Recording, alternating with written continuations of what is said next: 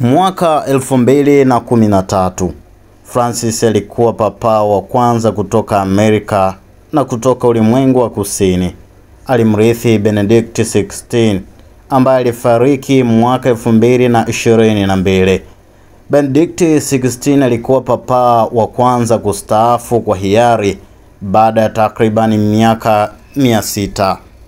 Papa Francis jina lake kamili ni Jorge Mario. Alikuwa kardinali wa Argentina na alikuwa na umri wa miaka 70 alipokuwa papa mwaka 2013.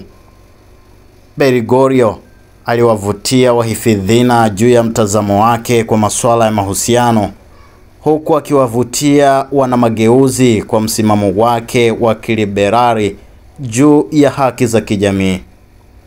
Lakini baada ya urasimu wa Vatikani, baadhi ya majaribio ya Francis ya kuleta mageuzi yalikumbana na upinzani mkubwa, lakini alibaki kuwa maarufu miongoni mwa wanamapokeo. Kuanzia wakati wa kuchaguliwa kwake, Francis alionyesha kuwa atafanya mambo tofauti. Aliwapokea makardinali wake kwa njia isiyo rasmi ya kusimama baada ya kuketi kwenye kiti chake cha enzi cha upapa. Tarehe 13 Machi 2013, Papa Francis alijitokeza kwenye roshani inayoangalia bustani ya St. Peter's Square. Akiwa amevalia mavazi meupe, alipewa jina jipya ambalo lilimtukuza Mtakatifu Francis wa Assisi, aliyekuwa mhubiri wa karne ya 13 na mpenda wanyama. Papa mpya aliweka misheni ya maadili kwa wafuasi bilioni 1.2 wa kanisa lake. Napendelea kanisa maskini na kwa watu maskini, alisema. Jorge Mario Bergoglio alizaliwa huko Buenos Aires, Argentina, tarehe 17 Disemba mwaka 1936. Yeye ni mtoto mkubwa kati ya watoto 5. Wazazi wake walikimbia nchi yao ya asili ya Italia ili kuepuka maovu ya ufashisti. Alipenda mchezo wa tango, ngoma ya asili ya Argentina, na akawa shabiki wa klabu yake ya soka ya mtaani ya San Lorenzo. Alipona baada ya kuugua pneumonia na kufanyiwa upasuaji wa kuondoa sehemu ya pafu lake, na hilo lilimwachia katika hatari ya kuambukizwa katika maisha yake yote. Akiwa mzee, alipatwa na maumivu kwenye goti lake la kulia ambayo aliyataja kuwa ni unyonge wa kimwili. Bergoglio akiwa kijana alifanya kazi kama mlinzi wa klabu ya usiku na kufanya kazi ya ufagiaji kabla ya kuhitimu chuo kama mwanakemia. Alifanya kazi katika kiwanda ndani ya Esther Beristorino, mwanaharakati aliyefanya kampeni dhidi ya udikteta wa kijeshi wa Argentina. Mwanamke huyo alitekwa, akapotea na hakupatikana tena. Akawa mjesuti, akasoma falsafa ya kufundisha fasihi na saikolojia. Alitawazwa muongo mmoja baadaye na kuwa mkuu wa mkoa wa kanisa hilo nchini Argentina. Wengine wanaamini alishindwa kusema vya kutosha kupinga majenerali wa utawala katili wa kijeshi wa Argentina. Vile vile alituhumiwa kuhusu katika utekaji nyara wa makasi wawili wakati wa vita vibaya vya Argentina, kipindi ambacho maelfu ya watu waliteswa au kuuawa au kutoweka kutoka mwaka 1976 hadi mwaka 1983. Mapadri hao waliotekwa na jeshi waliteswa, lakini hatimaye wakapatikana wakiwa hai, wakiwa hawajifahamu na wakiwa nusu uchi. Lakini tuhuma za kuhusika alizikanusha, akisisitiza kuwa alifanya kazi nyuma ya pazia ili waachiliwe. Alipoulizwa kwa nini hakuzungumza kukemea utawala wa kijeshi. Alisema hali ilikuwa ngumu sana kwa kweli. Akiwa na umri wa miaka 36, alijikuta katika machafuko ambayo yangemtikisa hata kiongozi mwenye uzoefu.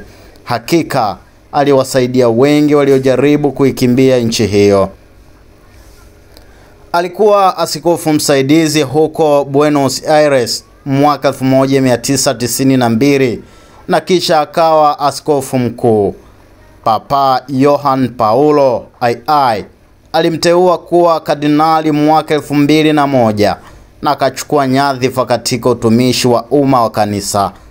Katika mahubiri yake alitoa wito wa umoja katika jamii na kukosoa serikali ambazo zilishindwa kuwapa kipaumbele watu maskini zaidi katika jamii. Akiwa papa alifanya juhudi kubwa kuponya mpasuko wa miaka 1000 na kanisa la Orthodoxo la Mashariki. Francis alifanya kazi na Waanglikana, Walutheri na Wamethodisti na kuwashawishi marais wa Israeli na Palestina kuungana naye kuombea amani. Baada ya mashambulizi ya wapiganaji wa Kiislamu, alisema si sawa kuhusisha Uislamu na vurugu. Kama Mmarekani wa kusini anayezungumza Kihispania, alihusika kama mpatanishi wakati serikali ya Marekani ilipoelekea kwenye maelewano ya kihistoria na Cuba. Ni vigumu kufikiria papa wa Ulaya kuhusika katika jukumu muhimu kama hilo la kidiplomasia. Alisema kanisa linapaswa kuwakaribisha watu bila kujali mwelekeo wao wa kijinsia, lakini akasisitiza watu wa mapenzi ya jinsia moja kuasili watoto ni aina ya ubaguzi dhidi ya watoto. Kulikuwa na mjadala baada ya kukubali aina fulani ya miungano ya kijinsia moja kwa wanandoa wa jinsia moja, lakini Francis hakukubali kuita ndoa, akisema litakuwa ni jaribio la kuharibu mpango wa Mungu. Muda mfupi baada ya kuwa papa mwaka 2013, alishiriki katika maandamano ya kupinga uonyaji mimba huko Roma, akitoa wito wa haki za kuishi za watoto ambao hawajazaliwa tangu wakati wa kutungwa mimba.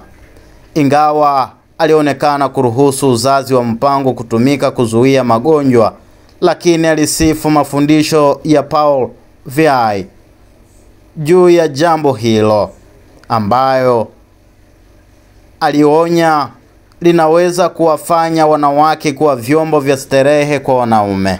Mwaka 2015, Papa Francis aliambia hadhira nchini Ufilipino kwamba uzazi wa mpango unahusisha kuharibiwa familia kwa kunyimwa watoto, sio ukosefu wa watoto ambao aliona kuwa unadhuru, lakini ni uamuzi wa makusudi wa kutozaa.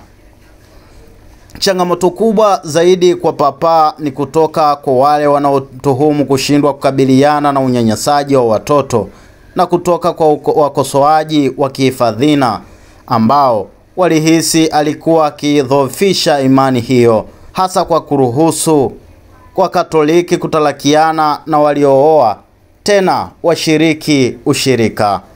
Wahafidhina pia walichukua swala la unyanyasaji wa watoto kama silaha katika kampeni yao ya muda mrefu. Agosti mwaka 2018, Askofu Mkuu Carlo Maria Vigano, aliyekuwa balozi wa kitume nchini Marekani, alichapisha nyaraka ya kurasa 11 inayoelezea mfululizo wa maonyo yaliyotolewa kwa Vatican kuhusu tabia ya kardinali wa zamani Thomas McCarrick.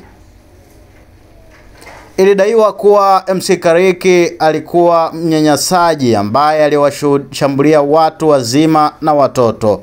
Askofu Mkuu Vigano alisema papa alimfanya McCarrick kuwa mtoa mshauri anayeaminika licha ya kujua kuwa alikuwa muovu. Suluhu ilikuwa wazi, alisema. Papa Francis anapaswa kujiuzuru. Mzozo huu ulitisha kulimeza kanisa. Hatimaye MC Carrick alianzisha kazi Februari mwaka 2019 baada ya uchaguzi wa Vatican. Wakati wa janga la COVID-19, Francis alighairi kuonekana kwake mara kwa mara katika bustani ya St. Peter's Square kuzuia virusi kuenea. Katika mfano muhimu wa uongozi, pia alitangaza chanjo ni wajibu wa wote. Mwaka 2022 alikuwa papa wa kwanza kwa zaidi ya karne moja kumzika mtangulizi wake baada ya kifo cha Benedict akiwa na umri wa miaka 95. Wakati huo pia alikuwa na shida zake za kiafya na kulazwa hospitalini mara kadhaa, lakini Francis alidhamiria kuendelea na juhudi zake za kukuza amani ya kimataifa na mazungumzo baina ya dini. Mwaka 2013, Al-Haj, Sudan Kusini, akiwasihi viongozi wa nchi hiyo kumaliza migogoro. Alitoa wito wa kukomeshwa vita vya kikatili nchini Ukraine, ingawa aliokatisha tamaa wa Ukraine kwa kuonekana kumeza ujumbe wa propaganda wa Urusi kwamba Ukraine ilichochea vita. Jorge Mario Bergoglio alifika kwenye kiti cha enzi cha St. Peter kwa nia ya kukibadilisha, lakini kutakuwa na wakosoaji watakaoonyesha udhaifu wake katika kukabiliana na unyanyasaji wa kijinsia wa makasisi. Lakini pia alileta mabadiliko. Aliwateua zaidi ya makardinali 140 kutoka nchi zisizo za Ulaya na kulifanya kanisa lenye mtazamo wa kimataifa zaidi kuliko ule uliourithi. Alikuwa ni papa aliyechagua kutoishi katika jumba la mitume la Vatican, lakini aliishi katika jengo la karibu ambalo Papa John Paul II alilijenga kama nyumba ya wageni. Pia alidhamiria kuitikisa taasisi yenyewe kwa kuimarisha kazi ya kihistoria ya kanisa kwa kukataa migogoro ya ndani na kuwalenga maskini na kulirudisha kanisa kwa watu. Kama ningelazimika kuchagua kati ya kanisa lililojeruhiwa ambalo linakwenda mitaani na kanisa lililo na wagonjwa lililojitenga, ningechagua la kwanza, alisema baada ya kuchukua wadhifa huo. Na hii ni baadhi ya historia ya Papa Francis katika enzi za uhai wake. Jina langu naitwa Almanus Mwasenga. Endelea kufuatilia kwenye mitandao ya kijamii katika kuzipatia taarifa mbalimbali kuhusiana na Papa Francis. Asante.